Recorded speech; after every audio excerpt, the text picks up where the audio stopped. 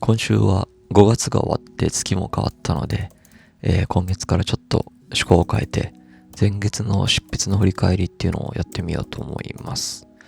自分が書いているものの進み具合とかっていうのを毎月ここで正直に話していこうかなと思っています。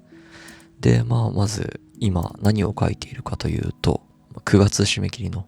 文学界新人賞に向けた小説を書いています。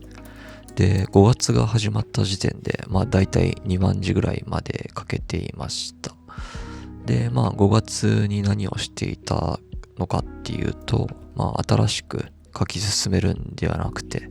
一回頭から読み直してみようっていうので、頭から読みながらコメントを入れるっていう作業をしていました。で、もう少し具体的に言うと、明らかにいらないと思う部分はその場で削除して、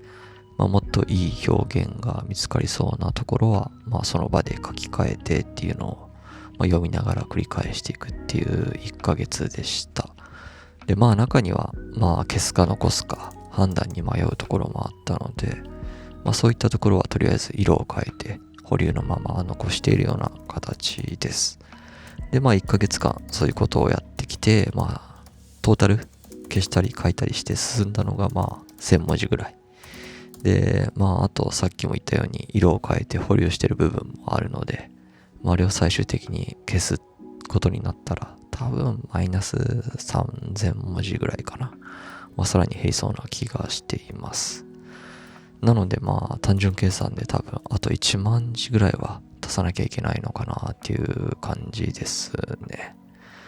その点1万字足すってことに関しても今読みながら感じてるのが単純な説明で終わってるような部分が結構あったので、そういったところをちゃんと立ち止まって書き込んでいくっていう作業をしていくので、意外と1万文字は超えていくのかなっていう感じです。で、そうですね。正直に言うと意外ともう時間も残ってなくて、このままのペースだとまずいなっていうのが正直なところです。なので6月の目標は修正すべき場所っていうのはメモとして残しているので、そういったところ書き直しつつ、合計24000文字ぐらいまで書き進められたらなと思ってます。で、また進捗は来月ですね。ここで報告していきたいなと思ってます。はい。